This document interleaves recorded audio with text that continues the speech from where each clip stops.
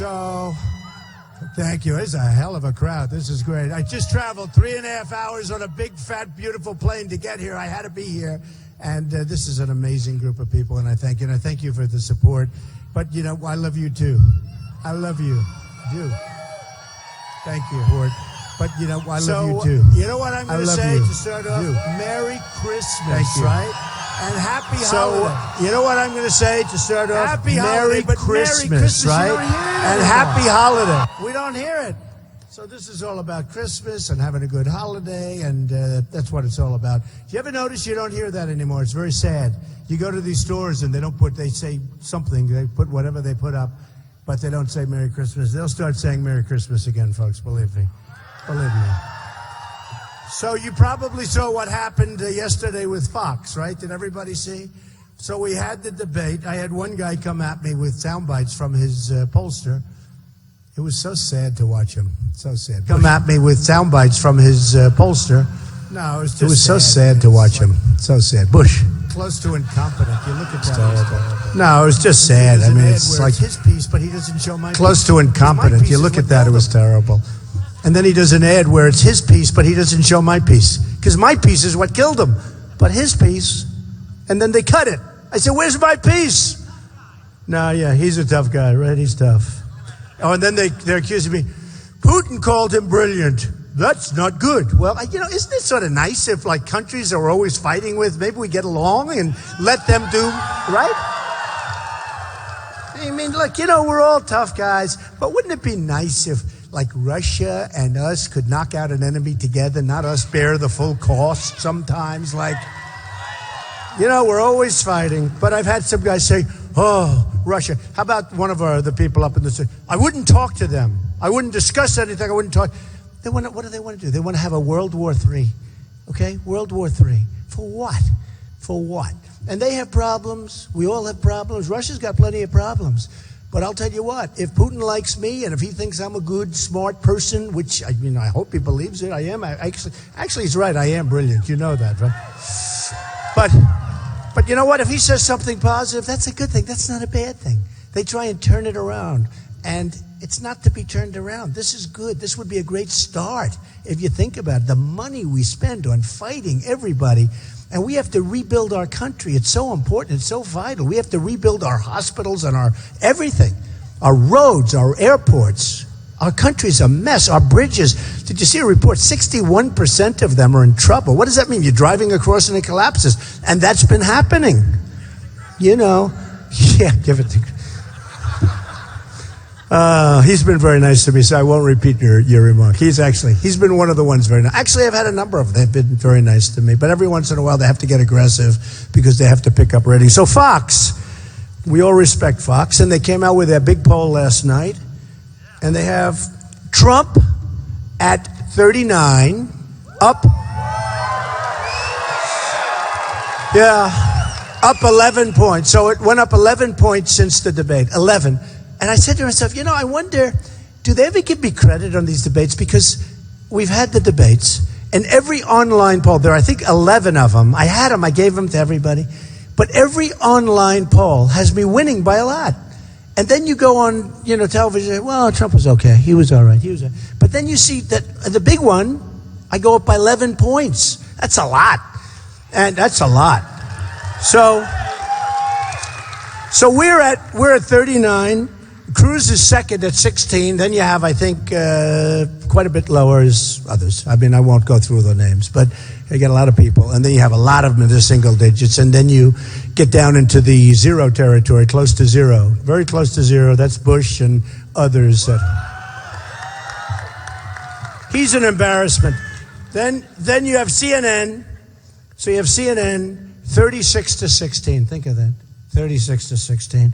Then you have Washington Post just came out. ABC, Washington Post. Trump, 38, second, 15, third, 14, fifth, 10, or whatever. Monmouth poll. Oh, listen to this one. You love this. And they always, look at all those people back there. They're terrible human beings, I'll be honest with you. No, some are really good, actually, but many are terrible. And they're very dishonest people, I have to tell you. I mean, the failing New York Times, I got to tell you, they wrote a story. We have got such an incredible ground game, but you're only going to learn about it on February 1st, you know. But we have such a great ground game. But they write these stories, and it's so nasty. And it's always the same people writing. So here's the New York Times. They're failing as a paper, failing badly. New York Times buys the Boston Globe. They spend $1.3 billion to buy the Boston Globe. They sell it for essentially nothing. They got rid of it after years. They spent hundreds of millions of dollars in it. They computerized it. Oh, great. They brought it up to standard. They actually moved from one of the great buildings of the world, their original headquarters, into a building not so good. But they spent hundreds of millions of dollars in losses on the Boston Globe. They end up selling it for almost nothing. So, I don't know. Maybe they're in for $1.5 billion. Maybe they're in. Let's just take their purchase price. I don't know. So figure they're in for $1.3 billion. Let's say they sold it for 50 or 70, $75 million. So they took a loss of $1 billion something. Okay? Then they have an office building. One of the most incredible, most beautiful places. It's like a cathedral of journalism. Okay? A cathedral. They sell it to people I know very well in the real estate business. Smart guys, people smart. We need smart people. See, I know all the smart people. We're going to use the smart people to negotiate our deals, right? So, the New York Times, I call it the failing New York Times. I call it the failing at New York Times. I put it in the Twitter. They are so dishonest, but a lot of them dishonest. I mean, Washington Post is very dishonest.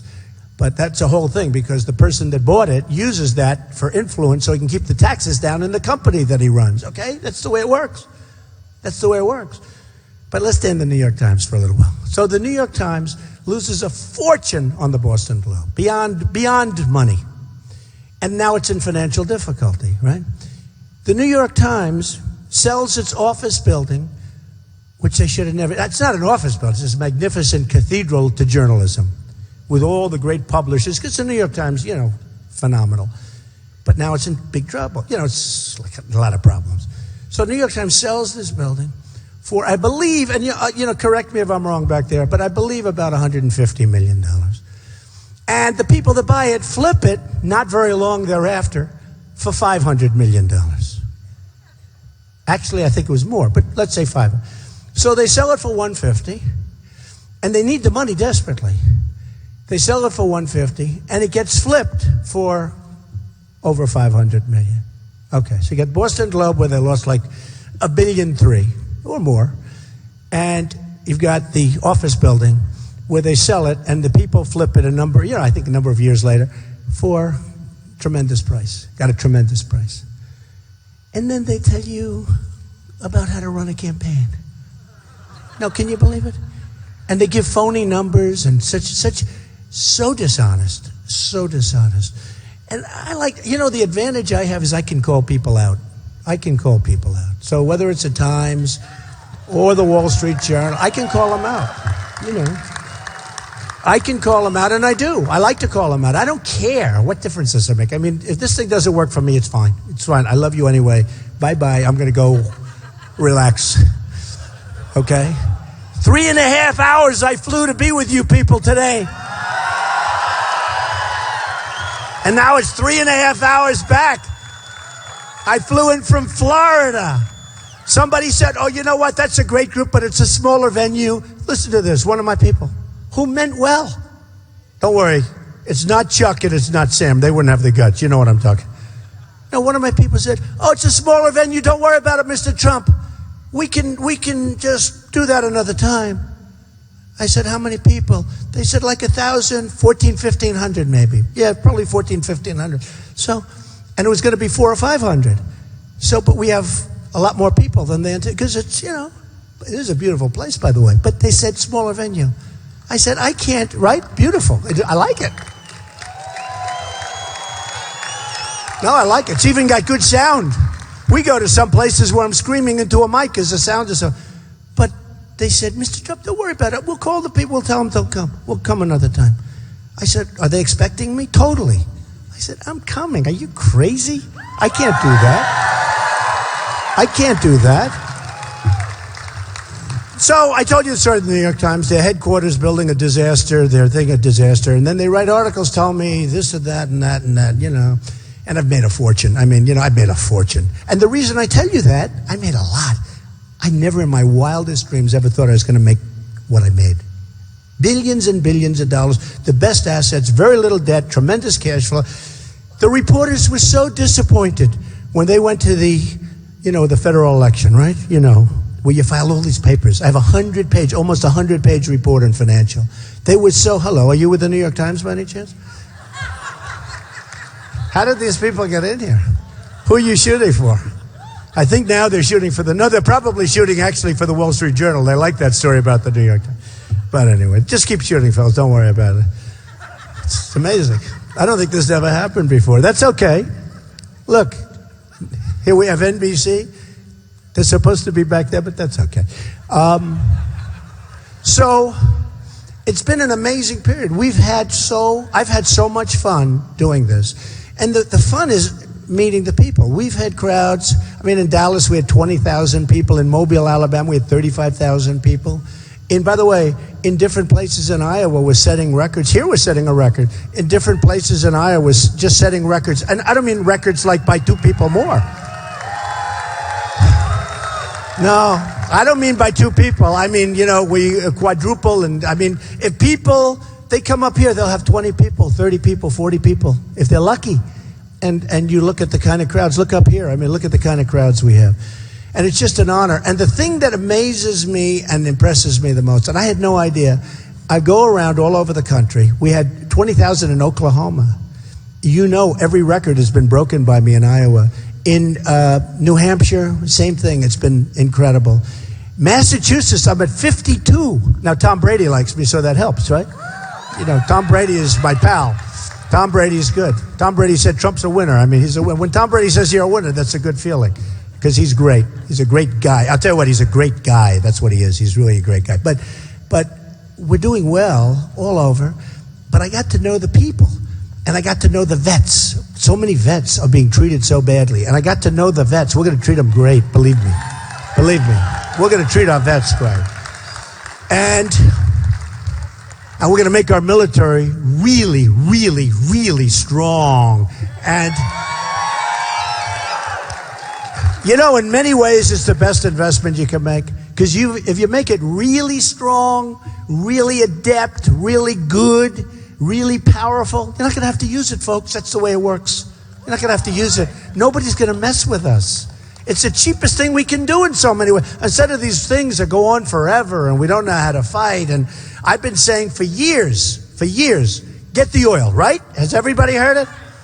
Now the other day I'm hearing the candidates. They used to say, isn't that ridiculous? I've been saying, get the oil, take away the wealth from ISIS, right? I've been saying that for 3-4 years. Now, I actually said something different. I said, don't go into Iraq. 2003, 2004, headlines. Trump says you're making a mistake. You're going to destabilize the Middle East, all that. Okay, so I'm right. I should get points for vision, but I'm sure they'll never do that. Nobody ever writes that story. I mean, they never write it. I say it all the time, but they never write it. They only write the bad stuff, right? But there's not too much bad stuff. So don't go into Iraq. So we go in. I said you're going to destabilize the Middle East because Iran and Iraq were the same militarily, right? And they'd fight. They'd always fight. That's all they do. They fight. They like to fight. We don't want to fight. We're better at fighting than they are, but we don't want to fight. No, we're better. We're better than anybody. We're better. We had the right leadership. But we're better. But they like to fight. They've been fighting forever. And they go 10 feet this way, 10 feet that way, 10 feet this way, 10 feet that way. They take a rest. They rest for a couple of years, then they start again. They were the same. Remember Saddam Hussein, he used the gas, and they complained, you're not supposed to use gas. They used gas. Okay, after a little while, they stopped. They held each other in check. And I said, you know what? I don't know about weapons of mass destruction, which turned out to be a fallacy, but you're going to destroy the equilibrium. You're going to destroy that whole balance of the Middle East. Because I've been watching these guys fighting. My whole life, they've been fighting. So I said, you're going to destroy it. Well, we go in, we decapitate the one. We spend $2 trillion. Now, I've been saying $2 trillion for 2 years, by the way. I know one thing. It hasn't gone down. It could have gone down if they did what I said, which was keep the oil. My man. It could have gone down if they kept the oil. See, I didn't say bomb the oil. I said keep the oil. And give some of it to the vets and the families and the wounded warriors who have been so badly hurt. But no, seriously. Now, of course, with oil prices being down so low, it's not quite the same thing, but it's still good. And a lot of people think that maybe OPEC is pouring out oil because they want to destroy a lot of companies. They want to destroy companies. It's a theory. Got to think about it. You heard the theory, anybody, where OPEC is pumping out a lot of oil because they want all these companies? There's a glut of oil. There has been for years. But it used to be over $100 a barrel. Now it's really dropping down, 35, which I love personally. But the oil companies are getting hurt. A lot of guys are going to go out of business. And, there's a theory that OPEC does that in order to drive everybody out of business. And then they cut back and the oil price goes up and they make a fortune and they have a monopoly again. But who would ever think? These are our friends, right? They would never do that. They would never do that. So who knows? It's a theory. I personally think they're just trying to make as much money as they can. Okay, personally. But there is that theory out there. So I look at what's going on and I look at the decisions that are being made about running our country. I look at a Sergeant Bergdahl, I call him the 5-for-1, where he's a traitor, a dirty, rotten traitor, when you think about it, where we lose 5 people, probably 6, dead, great young people. I see the mothers and fathers on television talking about how great their son was, etc., in this case, sons. But I watch the people, they're like devastated. Their lives are just a disaster. It's just horrible. Talking about how great, showing pictures. Killed looking for this guy that we shouldn't even want. Now, when we made the deal, we knew he was a traitor because they had a general and a colonel there talking to everybody that knew him. And they knew he left, and he was a traitor. So we lose 5 or 6 people, and we make a deal. We knew this. So we give them 5 of the worst killers that are right now all back on the battlefield. You've been seeing it. 5 of the people they've wanted for 9 years. We release them and give them back for one dirty, rotten traitor that I'd like to make sure this guy, frankly, I'd drop him right back in the middle of the area that we took him from. You want to know the truth? I'd love that. But... and now I'm hearing he may not get any prison time. Can you believe it? So I always say this. 50 years ago, he gets a bullet, right? 25 years ago, we started getting a little weaker. Probably doesn't get a bullet. Probably gets a hell of a long term in jail, though. Maybe the rest of his life. 10 years ago, started getting a little weaker. Probably 10, 15 years. And today we're talking about... oh, well, he didn't feel good. He decided he didn't want to do this. He, had a headache. And he's really regretted his decision. I don't know if you saw him. He didn't like the orders he was given. Can you believe how stupid and weak and ineffective our country is being? So it's very sad. So I call him the 5-for-1. I mean, he's a 5-for-1 president. He makes these horrible deals. He doesn't know. That's a deal. See, that's a deal. It's people, but it's a deal. We get Bergdahl. And they get 5 people that they want. That's a deal. Iran deal, right? Now, 2 weeks ago, I just thought, and it just came into my mind. I have a nice mind. But 2 weeks ago, it's the first time I ever thought of it. I don't think I've ever said it. I used the Iran deal as an example of the art of the deal in reverse. It's a deal made by the New York Times. This is a deal. The New York Times probably thinks it's a great deal. So think of it. We give them $150 billion. We give them all sorts of things that they never thought possible. During the longest negotiation I've ever seen, lasted for years, Kerry, our great genius, he's walking in. I would like to have this. No. Oh, okay, we'll take less. Okay. First of all, he should have walked in there day one. He should have said, we want our prisoners back. They would have said, no. It's true. Day one. Not now. Now, we want our prisoners back. And they would have said no. And then you walk. You say, sorry, and you double up the sanctions. Within 24 hours, they call you back and they say, you got your prisoners, let's get going. Then from day 2, you don't say this day 1. You say this day 2 because you don't want, just worry about the prisoners. Now you get the prisoners out 3 years ago. They would have been out for nothing.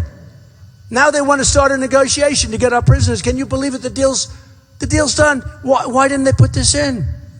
These are stupid people we have leading us, folks. I mean, I want to be nice. These are stupid, stupid, stupid people. No, it's so unbelievable. It's so unbelievable. So think of it. But now I say to myself, we don't get our prisoners. We give them $150 billion. They say as the excuse for not getting the prisoners, and I'm not even saying the prisoners are number one priority, because to be honest, nuclear is very important and we have to get, you understand. But you get it for nothing. You get our prisoners back. I met with the wife of the pastor, wonderful guy. He's in one of the worst prisons in the world. She doesn't know how he is. She's a wonderful woman, really nice woman. She can't believe that they didn't come back. So we don't get our prisoners. They get 150. We have to give them 24 days notice if we want to check a nuclear site. We have to give them 24 days. Why? 24 days. We think you're building nuclear. Oh, okay, come back in 24 days after we sweep up the place, right? Let's move that stuff out or move it over here. But the 24 days doesn't click in until you go through a whole process. So the 24 days, I don't know, I guess it could be a year, 6 months, it could be forever. But the best of all, on a certain site, certain areas, they have the right to self-inspect. In other words, they're going to self-inspect. We think you're building nuclear here. Oh, let us go check. And we'll call you back tomorrow. No, we promise we're not. Can you believe how stupid we are? How stupid. And Obama put down as one of his achievements the deal with Iran. No, yesterday he said one of his achievements. I see it, one of his great achievements, the deal with Iran. A child, is there anybody here under the age of 5? Because anybody here under the age of 5, you are, hold that beautiful girl up. You could have, hold her up. Is that your daughter? Son, daughter? Right there, yeah. She could have made a much better deal. Do you agree? She could have made a much better deal than our president made, believe me. She could have. Believe me, she could have. Anybody could have. And he puts it down as an achievement. Oh, no, I see it. Well, 12, I have no doubt about then. She said she's 12, and she's beautiful too, by the way. But you know what? Anybody could have done it. What we did is incredible. We've given every single, but that's just the way we are. That's just the way we are. So all of that stuff is going to change. I mean, the one problem is, assuming I get in, if I get in, the money's gone. The money's gone. 150 billion is gone. I can do everything better. I'll renegotiate. The money's gone. 150 billion. They don't have to develop nuclear anymore. They can buy it. Why would they develop it? They can buy it better than they can develop. We are absolutely run by incompetent people. It's got to stop. And the last time I looked at running, and Romney was running, and he was very nice, but something happened to him at the end. I don't know what happened. He went away on a vacation or something. Because I thought it was going to be a close race, but you had a failed president, and that should have been won. I think in many ways it's easier than this one. You had a failed president. And for some reason, I would call that people, I'd say, why isn't he going on Leno? Because in all fairness to Obama, he went on Leno, he went on Letterman, he was all over the place. And Romney was like, well, where was he? Anyway, he lost. So I went with McCain, he lost. I went with Romney, he lost. They both lost. And this time I said, we're going to do it ourselves, folks. We're going to do it ourselves together. We're going to do it ourselves. We're going to do it. It has to be done. It has to be done. So anyway, let me talk about Iowa for a second. You know, I'm for ethanol, okay, and I think I'm like the only one. There aren't too many people, but I was with them the other day, and they are great people, and they're doing a great job, and they're employing a lot of people. And other people are for other forms of energy. And if they're from Texas, I'm not blaming them, but that's the way politics works. But I think you people are going to be for me, okay?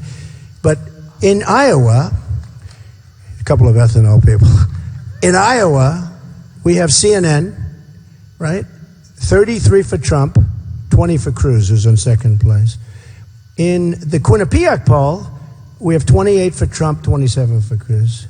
In the PPP, I'm leading in that one, just came out. PPP, Public Policy Polling, very good, very respected. I'm leading in that one too. And the only one I'm not leading in is this stupid Des Moines Register. What a...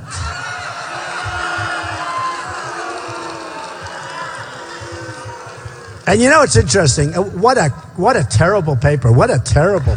No, it's disgusting. Hey, look, it's a dishonest paper. No, I don't believe their number. I'll be honest. I mean, how can we be leading in CNN where they hire the finest pollsters in the world, and CNN were leading 33-20, and with this, and here's the bad part about the dishonest press. I never read about CNN. I never hear about CNN. I never hear about PPP. I never hear about Quinnipiac.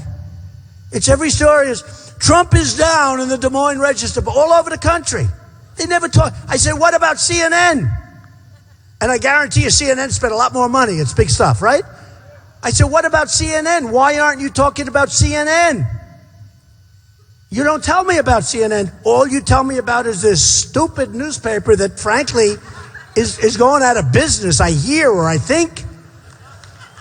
I mean, think of it. We don't even let them come into our sessions. Now, they can be. There's somebody, but we don't give them press credentials. They're terrible.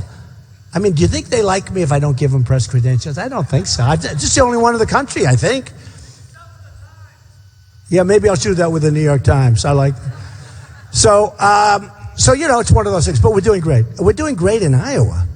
Now, in all the other ones, we're leading, and we're leading big. So here's what's happened. And it's, to me, very interesting. When I started this journey, I sort of finished this way on the polls. But, and again, every single polling agency that studied the debate, and to the best of my knowledge, there are 11 of them. Drudge, great guy. He is a great guy. He's got a great company. Really, really respected. Time Magazine. Now, you know, they don't like me because they didn't pick me as the person of the year, and they should have, right? I will say this. Even, I don't take a view on it, but even people that hate me, when they're sitting around the table, the pundits, they all were predicting, like unanimously, that Trump was going to get it. And instead, Merkel got it from Germany. And what has she done for Germany? Germany's a mess. She's ruining Germany. They should have spent the same money on doing a safe zone someplace in Syria and stop this migration. And by the way, they're not coming here. They're not coming here. Believe me. They're not coming here.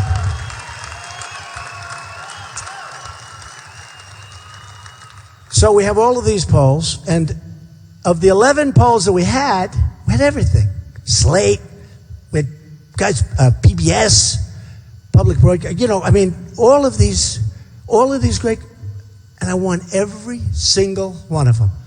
And then I watched television. Trump was not as good tonight. He's off his game a little bit tonight. I said, but I won every poll. And then most people said that was my best performance. You know, Bush was easy because, I mean, he was just feeding me the stuff that it was written out for him. Here, Jeb, memorize this line and say it. And then I said, I have 42 and you have 2. And you started here next to me, and now you're down there, and by the next time you'll be off the stage. Right?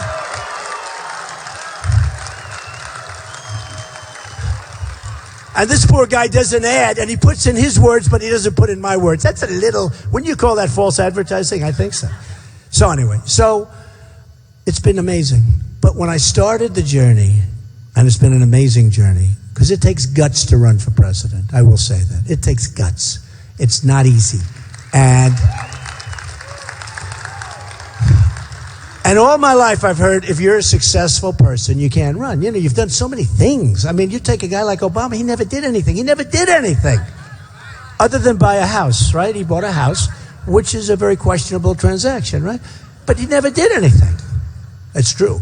Never did anything. So, you know, there's nothing to say, oh, gee, I do hundreds of deals. The deals come out of my ears, and they're good deals. Most of them are phenomenal deals. And by the way, the ones that are bad because the market changed, I made them okay too, or some cases I made them better than if they were good. I take a deal. That's the sign of a deal maker. When you can take something that's a disaster and make it better than if things stayed good. When the economy crashes, like I've had deals where I do it, everything's going great, then the economy crashes, not my fault. And I go back, I do a number in the banks. Oh, the poor banks. But I do a number in the banks and this and that. And I end up doing better than if the deal was good. I have a couple of them. I'm very proud of those deals. I can't put a trophy up because I can't talk about them, but they're great. But that's what you need. That's a sign of a real somebody. And we have, with the 19 trillion in debt, now going up to 21 trillion. 21 trillion, you know how much money that is? And here we are, and we have somebody that says, Donald Trump is brilliant. Donald Trump is good. Donald Trump is a leading candidate. You know, he feels good about me. I feel, frankly, good about him. I think that we can do things with Russia that are to our advantage, not to our advantage. It's a mutual advantage. And then I have people, now they're jealous as hell because he's not mentioning these people. He's not going to mention them. So they're jealous as hell. So a couple of them came out with, oh, well, you don't want to be friends. Oh, no, we don't want to be friends. No, we want to spend another $5 trillion continuing to fight. We got to be smart. Now we got to really be smart because we don't have money anymore. You know, we're a poor nation. We're a debtor nation. And we could be on a bubble, and that bubble could crash, and it's not going to be a pretty picture. You know, the market's gone down big league the last couple of weeks. But we could be on a big, fat bubble, and if that bubble crashes, it's a problem. By the way, when I got on the plane today in Florida, I have children that are fantastic. But I have children that have grandchildren. I have grandchildren. And Don, my son, said, Dad, I'd love to go with you. I said, really? Oh, long flight. He said, no, I'd love to go. Can I bring 2 of the kids? And he did. So could I ask? And by the way, he's a big Second Amendment guy. He's a big hunter. He's a big NRA guy. So am I, by the way. So am I. He's a great marksman. He's a great shot and really knows. And he does some business with some of the folks over here. Where's those guys? Such a great gun company here. But Don, come on up. Don and my grandchildren. Come on over here, Don. Come on. This is Kai, and this is Don the third. And this is Vanessa. Vanessa's Don's wife. Say a few words, Don. Thank you. Thank you. Well, first and foremost, it's great to be here, especially this time of year. Unfortunately, I'm wearing a suit and not Carhartts or camo. I would much rather be in a tree stand right now in Iowa. So, but no, it's really amazing. Thank you for the great support. I really look forward to my hunting season hasn't gone in Iowa yet. I'm coming back in January to enjoy a little bit of the free time that you guys offer here, and your deer are a lot better than mine in New York, so I can't wait to be back here for a week in January. I won't even be on the campaign trail. I'm just here hunting, so it's going to be fun. But thank you so much for this. It's great to be here. It's great to see the support you're showing my father. It really means a lot, and I hope you all have a very Merry Christmas. Do I say something? This one's not shy, so she wants to say something. Hi. Hello.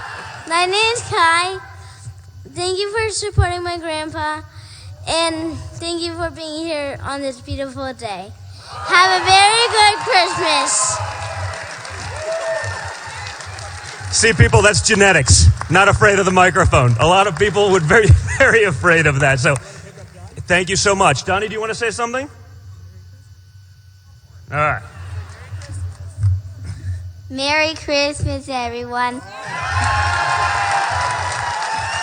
I think Santa's going to be good to them. So Merry Christmas again, folks. Have a Happy New Year, and thank you again for all your support. It really means a lot to us.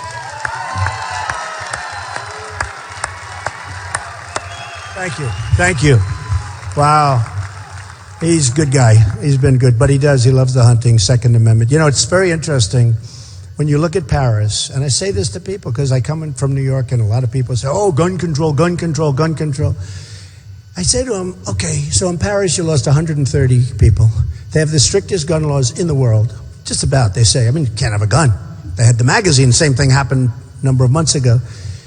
So guys walk in with guns. They don't have guns. Nobody has a gun. And I say this to these people that are trying to, like, persuade me. They can't. Impossible. I'm a Second Amendment guy. I can't. It's terrible what's going on. And they know I'm right. They can't win the argument. So I say, let's say in Paris we had 2 or 3 guys, just 2 or 3 people with guns strapped to their ankle or their waist. I'll tell you what, it would have been a whole different story. You wouldn't have 130 people and plenty others going to die because they're so mortally wounded. They're so badly wounded. Got a lot more going to die. And if there were a few, like this big guy right in front, boy, if you had a gun strapped on you, what do you think? They were in trouble, right? You're going to go down fighting, right? You better, and you're going to take them down with you, or at least they're going to be really badly hurt. I don't get it. I don't get it. Then you look at this woman who came over here radicalized, and she did on a fiancé visa. Do you ever hear of these things? Fiancé. Oh, it's a beautiful couple, lovely, they're going to get married. Isn't that wonderful? Not like this couple over here. A wonderful couple is going to get married. Oh, fiancé visa. She's radicalized. They never checked her social media. I check my social media for people. They never checked her social media, and they never checked anything. I mean, she just came over. And she either radicalized or the kid was already radicalized. He didn't know what the hell he was doing. And they went in and they shot 14 are dead, and others are probably going with them. Maybe it's more than that even now, but there's some very badly hurt people, badly wounded. And if there were a couple of people with guns in there, it would have been a different story. At least they would have had a chance, right? Then you have the soldiers. We're on a military base. You had 5 soldiers. One of them was like the highest decorated. I mean, this is a real soldier. And the others were all terrific soldiers. Very adept at weapons. But it was a gun-free zone. On a military base. Who ever heard of a gun-free zone? We trust these people. Think of it. We trust these people with our lives. And now we have these areas where you're not allowed to have a gun. By the way, first day in office, we end that. Believe me. We end that. First day. And a guy just walks in and blows away 5 great military people that are extremely terrific soldiers. You can't be a great soldier. You don't have a gun, you don't have a gun. If he's standing there with weaponry, you don't have a gun. I say to my people, I say to these guys, I say, wouldn't it be good if they had guns in Paris? Well, Don, we don't think so. I said, but you don't understand. There'd be somebody to shoot back. The bad guy is always going to have it, okay? You're not going to stop that. I mean, Paris, you can't have it. In France, you can't have it. Tougher than any law you've ever seen. Tougher than anything you've ever heard of. 130 dead. More dying. Not a shot fired back at these guys. And then the press calls the guy a mastermind. The guy with the dirty hat, he calls him a mastermind. They call him mastermind. The mastermind. And then we're worried about the internet taking our kids, and we're hearing about a mastermind. The kids are saying, oh, it's like Robin Hood, mastermind. And I've been lecturing the press on it, because it's a good thing I got so much press all the time. I've been lecturing the press on it. I've been saying, don't call him a mastermind. He's not. I'm guaranteed he's a low IQ guy. He's a dumb guy. He puts people in there. They go in together. They start shooting people. What do they do? What do they get? They get nothing. They got killed. That's what they got. And by the way, the French police did a good job. And the LA police did a great job. Our police are not being treated properly in this country. They're not. They're not. And say what you want about France. I think those guys did a great job also. But our police, they did great. They don't get the proper treatment. They don't get the respect that they have to get. And you see one bad apple out of a whole country. You see one bad apple once every 2 or 3 or 4 months on television. And they get tainted by that. That's a tiny, tiny fraction. Without our police, this country would be in total bedlam. And we have to take care of our police. We have to cherish our police. They're not happy. They're not happy. So when I started off, I was talking about trade with China, how China's ripping us off, which they are. I mean, like big league. We have trade deficits that are so enormous. Nobody even knows. The government reports these numbers. I'm hearing $505 billion now. I used to say $400 billion. Now I'm hearing last year $505 billion. We don't even know. We have no idea what it is. I mean, these guys can't do Obamacare website. It costs $5 billion and it doesn't work. And Obamacare, by the way, disaster. We're going to repeal it. We're going to replace it. 100%. 100%. We're going to repeal it. We're going to replace it. But think of Obamacare. It's dying of its own weight. Now, I've always said that was going to happen. We have a Supreme Court justice appointed by Bush, unfortunately. But we have a Supreme Court justice, Roberts, who should have never done what he did. He did in order to be popular in the Beltway. That's why he did it. To be one of the Beltway people. That's why he did it, folks. I'm a very smart guy. I'm a very good student. I can read really well. There was no way he could have come down with that decision. No way. No way he could have done that. He did it twice. Now, the first time would have killed it. The second time would have mortally wounded it. It would have died quickly. But the first time especially, but both times he should have voted against it. He didn't. Because he wanted to be popular with the circle, okay? That's why, in my opinion. What do I know? In my opinion, okay?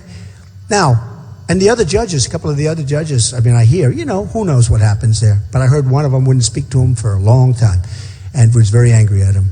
What he did was wrong. But I talk about Obamacare. I talk about the $5 billion website, which is to me incredible because it's so stupid. It's so bad. I'll give you one. A friend of mine called up. He said, would you do me a favor? Would you talk about the Wellman rink in Central Park? And I don't want, it's been a long time, but basically it was a rink. He always says, but he's watching the speech tonight and today. And I said, I'll do it. He said, it's the best story. It's not huge numbers or anything, but it tells you. And it had to do in the Koch administration when he was the mayor of the city. We had a rink, couldn't get built. 7 years, ice skating. It's an ice skating rink. Took them 7 years. They spent tens of millions. They were spending money like it was hand over fist. And I have a daughter, Ivanka, who's great. And you know Ivanka. And she said, Daddy, when can I go ice skating? After about 7 years, I said, baby, let me go on. So I call up Koch. I say, I'm going to do it. And he really gave me a lot of resistance. I mean, he was not the greatest human being in the world, believe me. A lot of resistance. Because in a way, he didn't want me to do it well because I'd be showing him up. This is a politician. Here he's getting killed. He was being killed in the press. Absolutely killed with this rink. They're way over budget by many, many times, beyond anything you can imagine. They had stupid people, incompetent people, people that shouldn't have been doing it. I went to him, I said, do it. He said, no, I don't want to do it. I said, what are you wrong? What's wrong? Believe me, I did a number on him, and he ended up giving it to me very reluctantly. I'll tell you that. I take it over. I got it done in 4 months.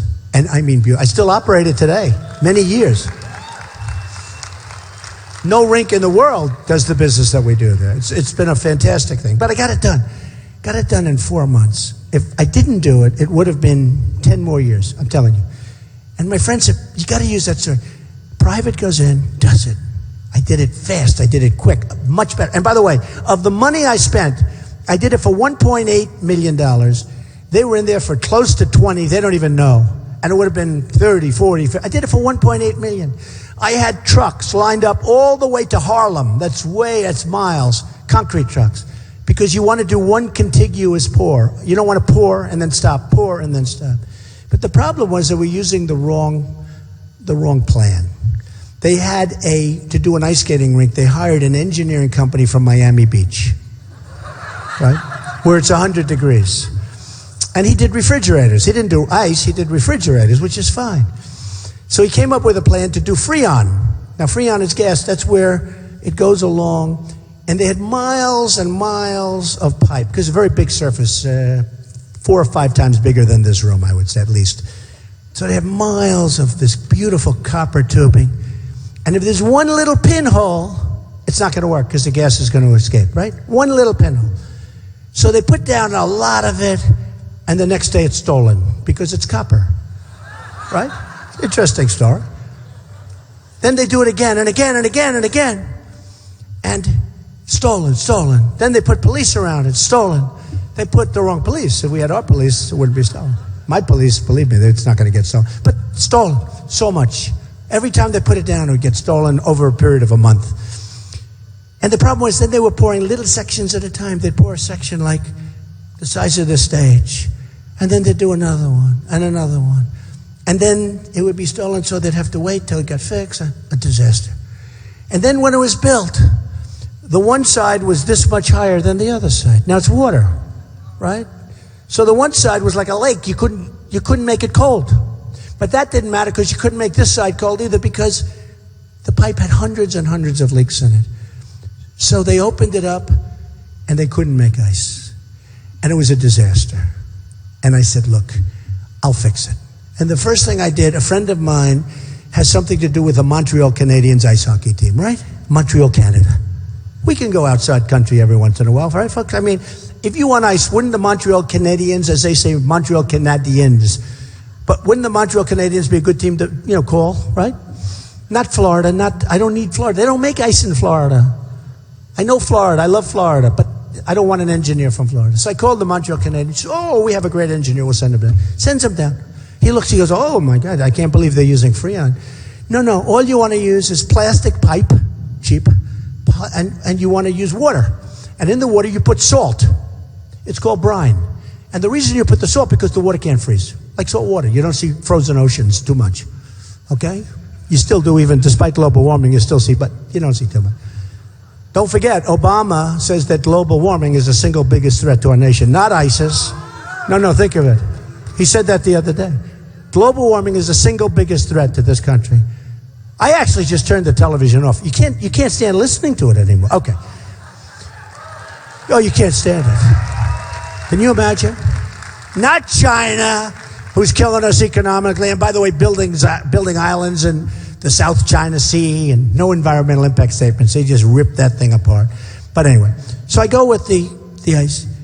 He said, no, you just want hose, and you couple up the hose. I said, what if it leaks? Doesn't matter. It's tied into the concrete because you pour the concrete over the hose.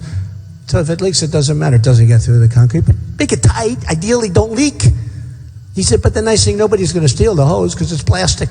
It's nothing. I said, you're right.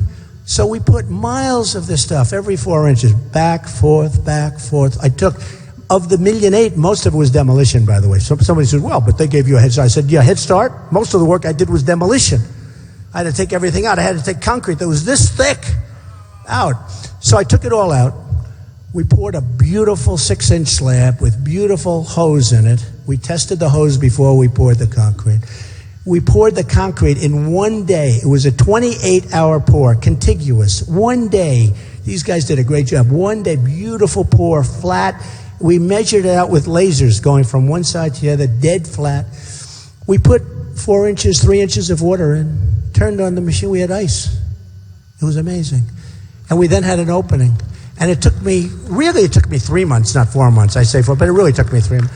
And we had it open. And we had one of the most beautiful evenings ever. We had Peggy Fleming, Dorothy Hamill. We had every gold medalist there. I said, if you had a silver medal, you didn't qualify. Everybody was there. It was one of the most beautiful evenings I've ever seen in New York City. Everybody was there. And we did something great. And we did it fast. It would still not be built. We did it fast. And my friend loves that. He's a very rich guy, he's a very big guy. He said, Donald, that's the biggest story. Would you tell that story tonight? Because I watch you a lot, because look at all those cameras that are live back there with the red lights going. He said, would you do me a favor? Would you tell that story? Because I love that story. Because that story, even though it's not huge money, but it tells you that story is what you do for government. There are so many things we can do for our government. When we see gas stations built in Afghanistan, right? You read about last week the $43 million gas station, and now it's for a different kind of gas. It doesn't work for what they need. 43 million. Does anybody in this room think they could maybe beat that deal? I think so. 43 million for a gas station in Afghanistan. So stuff like this, I'll be cutting it out. But when I started, I talk about trade. I talk about China. I talk about all these places that are just ripping us left and right, where we have these huge trade imbalances with Japan and China and Mexico, both at the border. And we will build a wall, and it will be an incredible wall, by the way. It will be a wall that works. We're going to build it. Illegal immigration, big on illegal immigration. And it was interesting. Ted Cruz has been very nice to me. But yesterday I heard him saying, we're going to build a wall. It's the first time I heard, everyone wants to build a wall now. I'm the only one now everybody wants to build a damn wall. It's unbelievable. No, but Ted yesterday said, we're going to build a wall.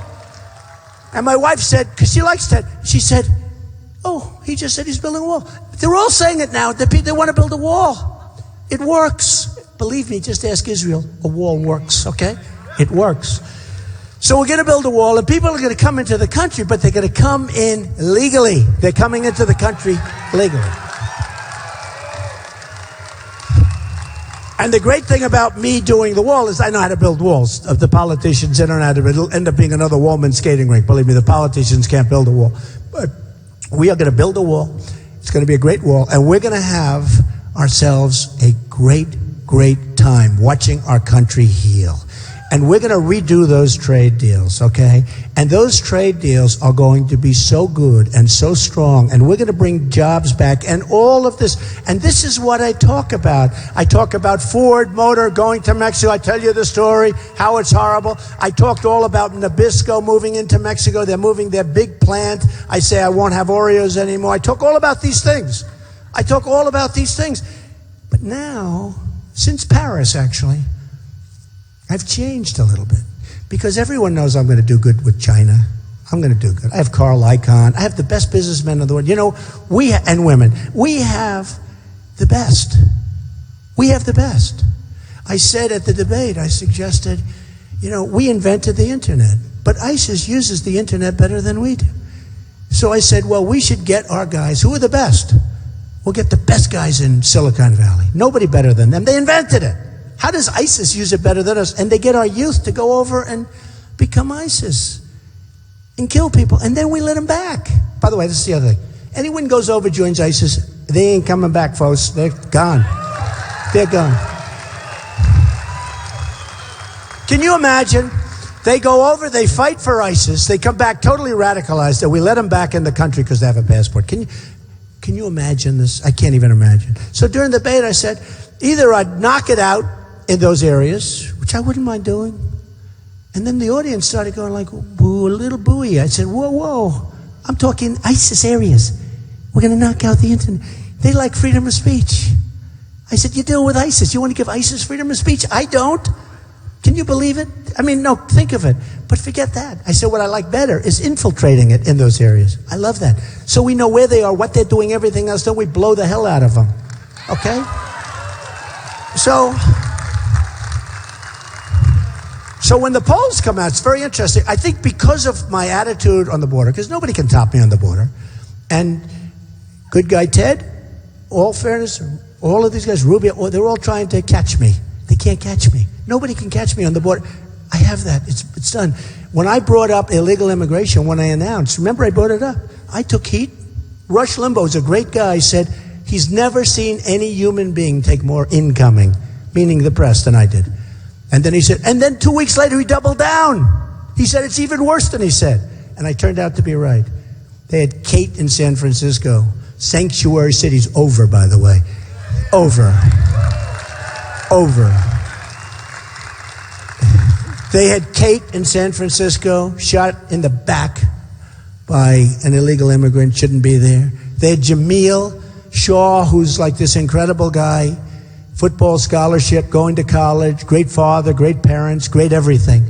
Shot in front of his house, walking back home from a deli with a sandwich for his father. For no reason, just shot, because the guy wanted to shoot him. And they had so many, the female veteran, 66 years old, raped, sodomized, and killed in California 4 weeks ago. And thousands of other instances, thousands. It's far worse than what you thought. So we got to stop it. Now everyone's trying to come to my side. But when I first announced it, I was like an island all by myself. They were all putting me, oh, it's terrible what you said. Now they realize I'm right. And they're all trying to go over there. So what happens is when the numbers come up, I win on immigration by like 58 or something. I win on the economy by beyond, by many, many times. I mean, I'm like at 57 and the next guy's like at 7. By the way, if you win on safety and economy, the election's over. Let's have it tomorrow. But then they did a thing on terrorism. And I think because of my stance and there's a certain feeling I have that people understand. But because of my stance, and probably because I'm very tough on the border and immigration, illegal immigration, I win on that by a massive amount, like by many, many times number 2. And I'm very honored by it, I'll be honest. The only thing I don't really win on, some people say he's not a nice person, but who cares, okay? Who cares? But you know what? No, they say, some of them say, although my popularity is getting much better, I'm actually a nice person, but I hate to see what's happening to our country. We need competence. We need competence.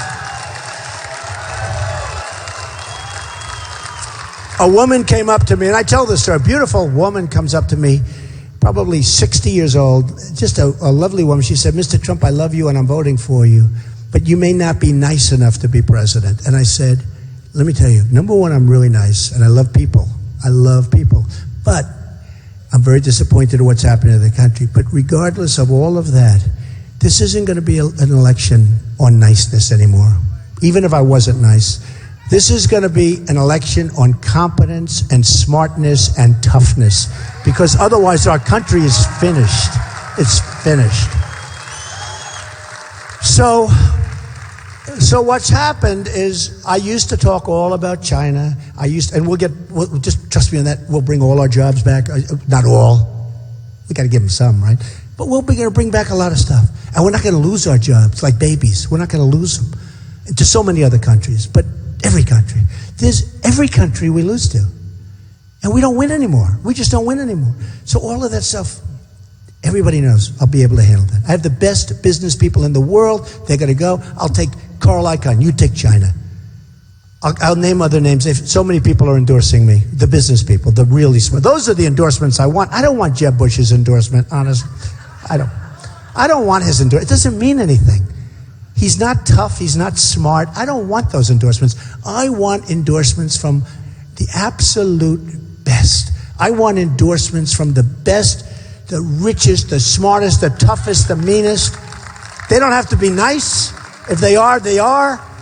But I know who they are. And when we're represented by people that are political hacks or donors, they're donors. These are people that give in order to get jobs. These are people that are special interest people, where they give millions of dollars to these crooked PACs. They're crooked PACs. They're all crooked, I think. I mean, they're in here running these elections. They're spending money like it's hand over fist. I'm self-funding. I got to compete with these guys. I'm all self-funding. These people, these PACs are crooked. These PACs are no good. Now, when guys give $5 million to a PAC, do you think they're doing that because they think of the candidate as good? They think of the candidate as a puppet. And if they didn't, they wouldn't give to him. They're puppets, every one of them. And if that person that gave the $5 million wants something, and if the candidate wins an election, and that person wants something that's adverse to the best interests of the country, 100% certain that the politician is going to do the job for the person and not for the country. It's the way that it is. It's just the way it is. And let's not say 100. Let's say 90. Let's say 80. Let's say 70. But what difference does it make? It's the way it is. That's the way it works. And that's why we're in such deep trouble. Because we're making deals for lobbyists, we're making deals for donors and special interests, and we're making deals like the recent deal that was done. Did everybody see the deal 2 days ago? The budget is a disaster. It was done so quickly. It flew through. It was a disaster. It was a disaster. More debt, more, it's just the same thing. I'm telling you, the word bubble, remember the word bubble, you heard it here first. I mean, I don't want to sound rude, but I hope if it explodes, it's going to be now rather than 2 months into another administration. Because honestly, you got yourself problems. We're printing money, we have debt like we've never had before. I mean, we're really going to be very soon a large-scale version of Greece. That's all it is. And then they pass a budget like that. I couldn't believe it. I couldn't believe that they did it. And the Republicans had to pass it too, folks, I hate to say. You know, with the Democrats, we know what we're getting. I don't even blame them in a way. But the Republicans are supposed to stop it. They go to Washington, you elect them, other people elect them, and they're tough, and they're going to go, and they're going to do this. And then they look up at those beautiful columns and those beautiful vaulted ceilings and the angels painted on them, and they're saying, oh, baby, we've really arrived. Do you vote for Obamacare? I do. Do you vote for other things? Do you vote for this horrible budget that's going to put us further in debt? I do. I swear I do. They become different people. They never want to leave. And it's amazing. That will never happen with Trump. That I tell you. Never. Never going to happen with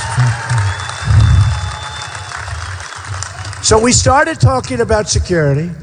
We started talking about borders. We started talking about trade and all the horrible deals. And I used to love giving the deals because it was so easy. The excavator, friend of mine, with the whole thing where he buys now Komatsu tractors because the yen has been so destroyed purposely by the Japanese government that Caterpillar could not compete. They couldn't compete. I talked about all of the problems that friends of mine have getting stuff into China. You know, they unload on us, but we don't unload on them. And have to pay tax, by the way. They pay tax. Going over there, you pay tax. Coming over here, no tax. We have such power over these countries because we are the source of their wealth. We built China. They took our money, they took our jobs, they took that base, they took the manufacturing. We built China. We rebuilt it. They've got bridges like the George Washington Bridge. They've got bridges like you've never seen. I mean, they have things that we don't even think. They've got airports you wouldn't believe. Then we fly into LaGuardia. They have potholes all over the place. Honestly, it's incredible. One thing I want to mention to you, though. So with Iran, we talked about the deal. But Iran, what they really did was even more brilliant.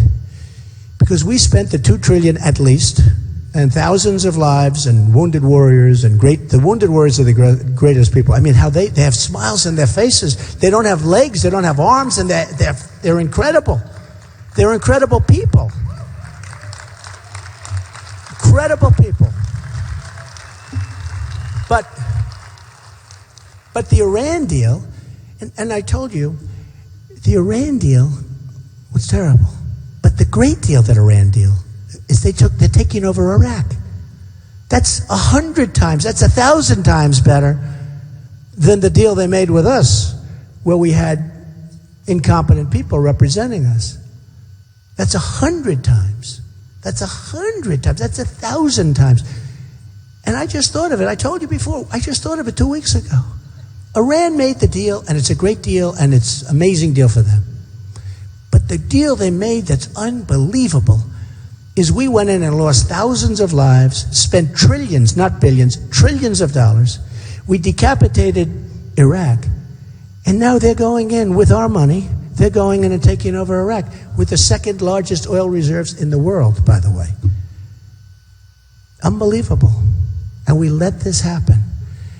That stuff will never, ever happen if I become your president. That I can tell you. Never. So, just to conclude, it's been an amazing trip for me. It's been an amazing journey. We have the biggest crowds of anybody by far, and that includes Bernie Sanders, who, by the way, did you see what Hillary did to him? I told you, she's like a snake with no energy. No, she's like a snake. Here's this guy, this foolish guy, Bernie, super liberal, conservative. I don't know, you might want to call him a communist. They say socialist. Could be a communist. But anyway, this poor guy's up at the first debate saying, I don't want to discuss the emails. It's fine what she did. He gave his whole thing away, right? Gave it away. And then she zapped him.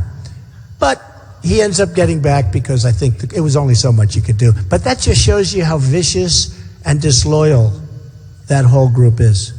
Okay? When is she going to jail? Well, that's a good question. That's a very good question. I mean, honestly, she should not be allowed to run. And in a recent Fox poll, I beat her easily. By the way, she should not be allowed to run. She should not be allowed to run.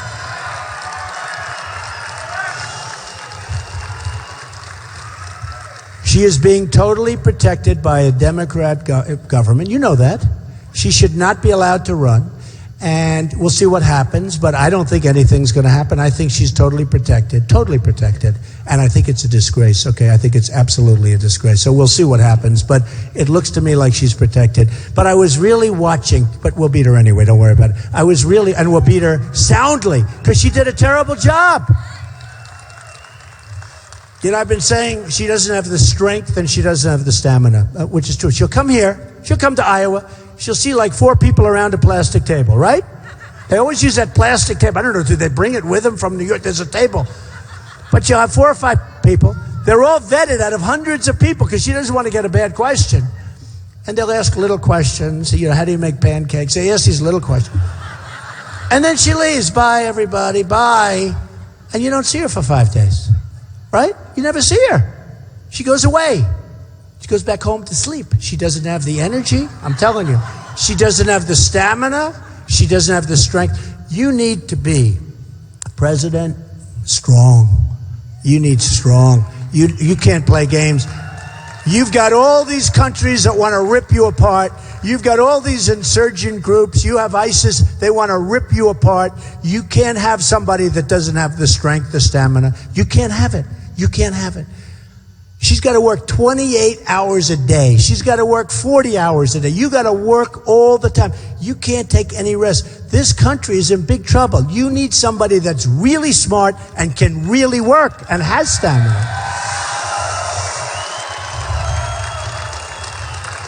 We got to put it back together again. We're going to put it back together again. And that's the biggest thing. The people are so amazing in this country. And they don't believe those guys. It's amazing. If they believe those guys, I wouldn't be at 42. You know, I say to myself, how can I, they write bad stories, purposely bad. We have here, as an example, the best ground operation. You'll see, you can only see on February 1st. I mean, honestly. And if I'm wrong, I'm wrong. I'll say, hey, we didn't make it. We didn't make it. But I think we're going to make it. I think we're going to win Iowa. And Iowa is very important to me. Because Iowa is very important. Because, it's sort of interesting. I was watching on television today. It was very interesting. And they had these, people around the table. And you call them the talking heads. And most of them said, Trump will never run. I ran. Oh, he'll never file his financials. I filed my financials and they turned out to be amazing. Oh, they figured maybe I wouldn't. Maybe I'm not as rich as people think, right? So it turned out I was much better, much richer, which is good because that's the thinking you need. Okay. He'll never file Form A. That's where you sign your life away. I filed Form A. So that was bad.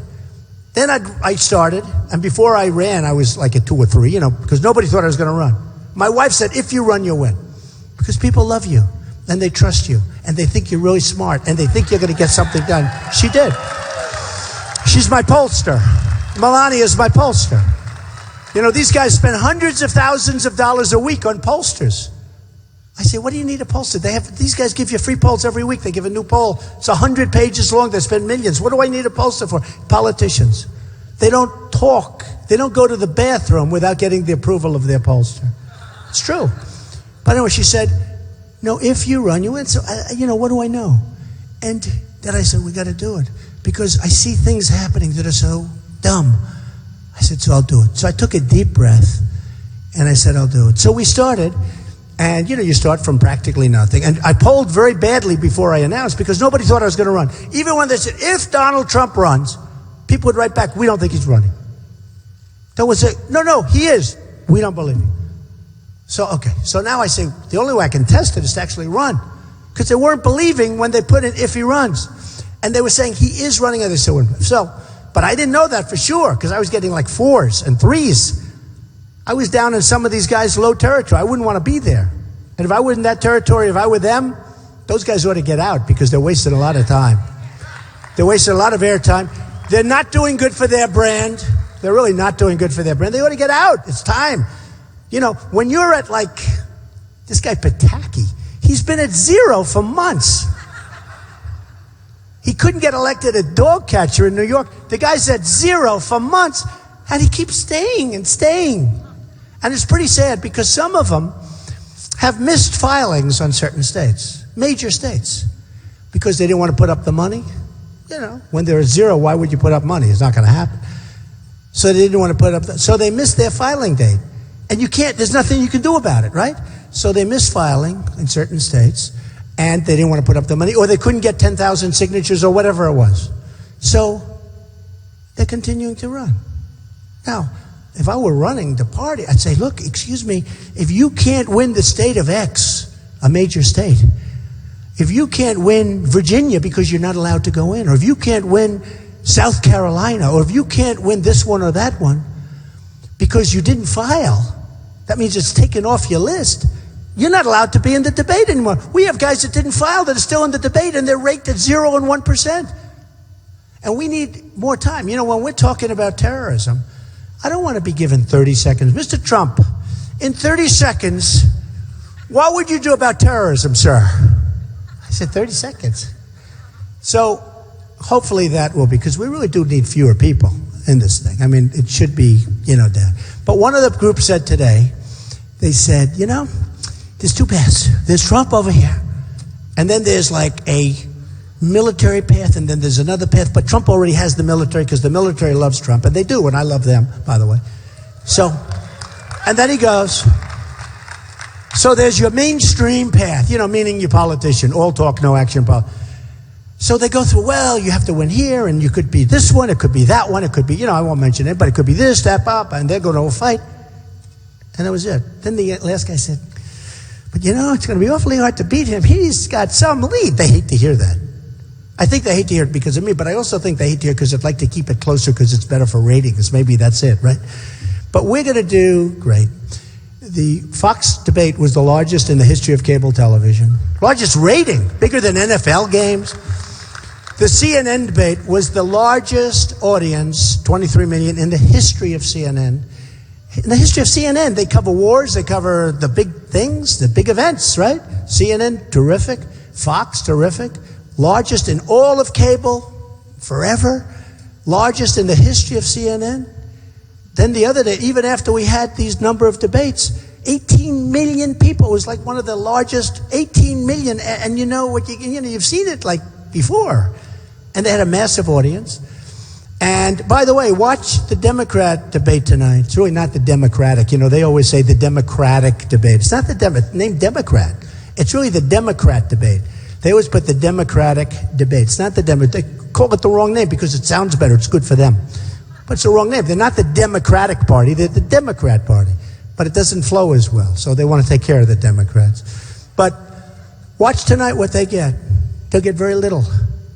They'll get very little. Compare it to 18 million people that we got a few days ago. And it was said that if it's Trump against Hillary Clinton, it's going to be the largest voter turnout in the history of this country. And I know that's true. And the reason I know that's true is that when Fox got 24 million, and when CNN for the next one got 23 million, and when CNN, after going through this for a long time, just got 18 million, they can't believe it. Just so you know, the networks never wanted the debates. They used to be like a wasteland. They were forced to take the debates at one time because they had to. Licensing and things like that. Nobody wanted to watch. Now it's like the Super Bowl of whatever. And now everybody wants a piece of it. They want to have more. They're calling, oh, can we have more debates? We want more debates. This was nothing. Now, I'm not saying because it's me, but it is, okay? It's totally. No, it is. I mean, compare those numbers to what it was 4 years ago. It's a joke. That was a small number, and this is a massive number.